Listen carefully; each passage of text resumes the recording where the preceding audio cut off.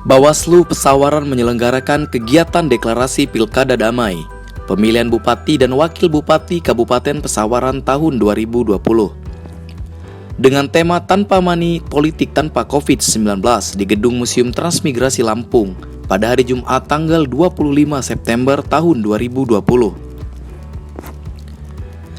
Kegiatan ini dihadiri oleh kedua pasangan calon bupati dan calon wakil bupati Kabupaten Pesawaran, Ketua Bawaslu Provinsi Lampung, Ketua KPU Pesawaran, Kapolres Pesawaran, dan Dim 0421-LS yang diwakili dan Ramil Gedong Tataan, Kepala Kejaksaan Negeri Kabupaten Pesawaran, Ketua Partai, Tim Pemenangan, Asosiasi Media Massa, Ormas dan tokoh masyarakat. Dalam sambutannya, Ketua Bawaslu Kabupaten Pesawaran Rian Arnando SPD mengajak semua pihak bersama-sama mensukseskan hajat demokrasi ini demi menegakkan kedaulatan rakyat dengan memilih pemimpin Kabupaten Pesawaran. Ini sejarah baru pelaksanaan pilkada di tengah pandemi. Mari kita tegakkan disiplin protokol kesehatan COVID-19, ujarnya. Sementara itu, Kapolres AKBP Vero Arya Ratmantio memberikan apresiasi Bawaslu yang telah menginisiasi deklarasi Pilkada Pesawaran 2020 aman dan damai, tanpa politik uang dan tanpa COVID-19. Saya berpesan kepada pasangan calon untuk bisa menjaga kondusivitas keamanan dan ketertiban masyarakat, dan mendukung menciptakan pilkada aman yang sehat untuk mewujudkan pilkada yang damai, aman, dan sejuk, ungkapnya. Kan kalau ada pelanggaran terkait dengan pelanggaran kampanye misalnya, kan sudah jelas aturannya. Kita akan tindak sesuai dengan peraturan yang berlaku. Itu memang sudah ada, tergantung pelanggarannya. Kalau administrasi kita akan tangani di Bawaslu. Tapi kalau dia pelanggaran pidana, tentu kita akan sampaikan kepada Sentra Gakumdu untuk dikaji dan ditindaklanjuti. Pelanggaran administrasi. Ya.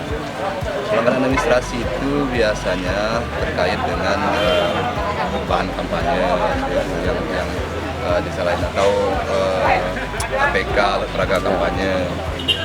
Nah, kalau pelanggaran politik uang, tentu dia akan masuk dalam dan banyak hal lah yang nanti akan kita kaji gitu ya, tergantung jenis pelanggarannya seperti apa.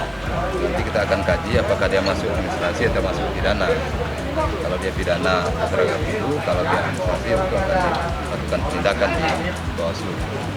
Apa mentaati COVID-19 ini gimana peraturannya? Ya, itu masuk administrasi. Administrasi ya. Karena kan kita juga punya kewajiban untuk memastikan agar semua tahapan pilkada ini, baik kampanye maupun hal-hal yang lain, gitu ya, penyebaran alat peraga, penyebaran bahan kampanye, itu kita pastikan semua tahapan itu berjalan menerapkan protokol kesehatan. Karena kita tidak ingin pilkada ini justru menjadi klaster baru dalam penyebaran COVID-19 ini. Jadi pembatasan itu sudah diatur dalam PKPU 10 dan diperbarui dengan PKPU 13 gitu, yang beberapa hari yang lalu baru keluar. Dan memang di dalam ruangan pertemuan terbatas itu hanya dibatas 50 orang. 50 orang itu pun itu harus menerapkan protokol kesehatan, jaga jarak, kemudian harus pakai masker dan sebagainya gitu ya.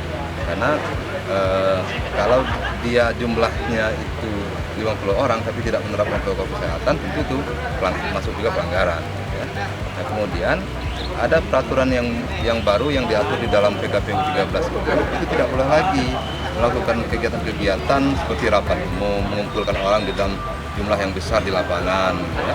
Kemudian konser musik, bazar, pesta seni dan sebagainya. Kalau politik uang tergantung, nanti kan ada sanksi pidananya.